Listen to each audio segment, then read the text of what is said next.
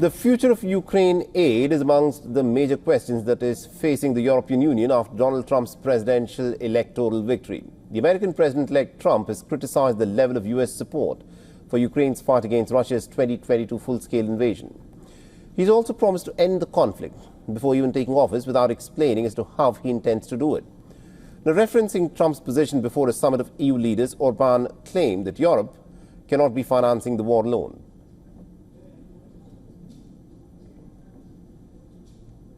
Vannak, akik még akarják, akik továbbra is. Europe cannot finance this war alone. There are some who still want it, who still want to continue sending enormous amounts of money into this lost war, but the number of those who remain silent, though they were loud before, and those who cautiously voice that we should adjust to the new situation is growing. És itt vagyunk mi, akik mindig is ezt mondtuk, és azt mondjuk, hogy na, látjátok, eljött a pillanat.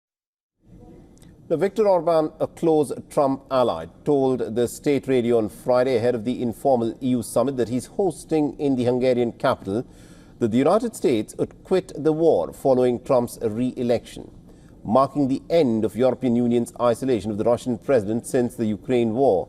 The German Chancellor Olaf Scholz held a conversation with Vladimir Putin on Friday. The Kremlin said that the conversation came at Berlin's request. It further added that Putin told Scholz that any agreement to end the war in Ukraine must take Russian security interests into account and should reflect the new territorial realities. Now, Olaf Scholz also urged Russia to show its willingness to enter into talks with Ukraine with the aim of achieving a just and a lasting peace. All right, now to give us more perspective in terms of what is happening at this moment with respect to the war in Ukraine, we're being joined by Mr. Maximilian Hess, who's joining us from London, who's a Central Asia Fellow at the FPRI and also the author of Economic War, Ukraine and the Global Conflict Between Russia and the West. Mr. Maximilian Hess, thank you very much indeed, sir, for taking time out and speaking to us here in WION. And let me in fact start off by asking you this. The flurry of activity that is taking place with respect to the Ukraine war, the diplomatic overtures where the German Chancellor has spoken with Vladimir Putin for more than an hour. And now Viktor Orbán saying that Europe on its own cannot be financing the defense of Ukraine. Are we now looking at a situation where even the Europeans recognize that once Donald Trump takes office in the White House, there is no possibility for the Europeans to continue with this war effort, and therefore this war will come to an end? Well, firstly, thank you very much for having me.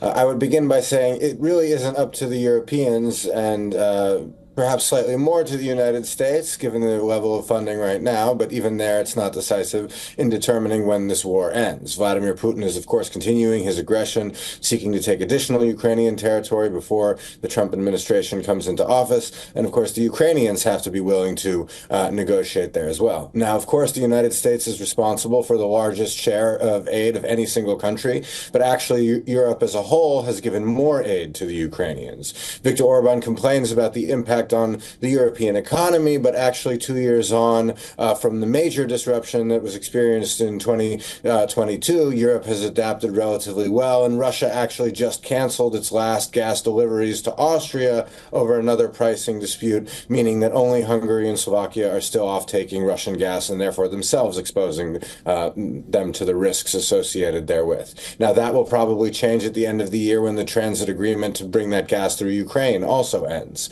So we're at certainly an inflection point. I think Scholz's comments and the fact that he had this conversation are primarily within the context of the snap election that has been called in Germany, where his coalition fell apart, ironically just one day after Donald Trump's election. So there is the potential for real major change there, but some key efforts are also still on their way, particularly at the European Union, European Commission level, including advancing the $50 billion loan to Ukraine, where the EU has said it will take on a larger share of that when was initially agreed. Right. Of course, Washington still needs to finalize it there as well, but we may see some other additional sanction steps in the next few weeks. But do you sense a certain decisive change in the tone and what is being said by the European leaders? Earlier, Ursula von der Leyen had insisted that Vladimir Putin must not be allowed to win, something that was echoed by the French President Emmanuel Macron as well, stating that Putin should not be allowed to win in Ukraine. But that appears, that's a rhetoric that appears to be toned down. And even The Ukrainian President Volodymyr Zelensky has now said that he expects that this war will come to an end in 2025. What's your assessment on that front?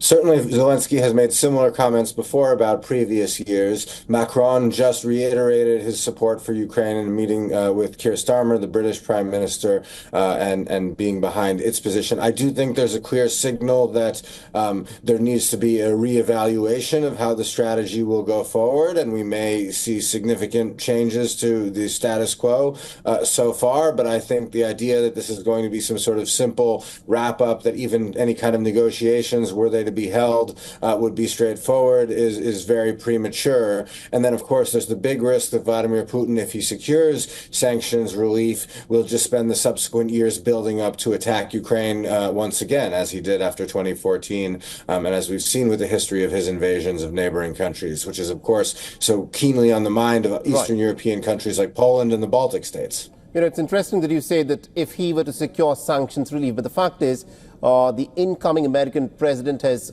expressed that he would like to negotiate and bring this war to an end. The German chancellor has spoken with the Russian president. It does quite clearly appear that the time of Russian isolation by the Western nations has perhaps come to an end. I also think that it would be extremely premature to say so. The European Union is also bringing in its own sanctions instruments to create secondary sanctions environments that will continue to freeze out much business from Russia, even if the U.S. were to unilaterally ease its sanctions. The simplest way to put it is sanctions are a lot harder to lift than they are to put in place, and Vladimir Putin has proven himself to be an international war criminal, of course wanted by the ICC. The isolation of Russia under Putin will probably remain as long as he is alive. There may be a thaw there of some kind, but I doubt we will see Vladimir Putin visiting Western capitals again anytime soon. All right, we'll have to leave it there. Thank you very much indeed for joining us, Mr. Hess. Thank you for having me.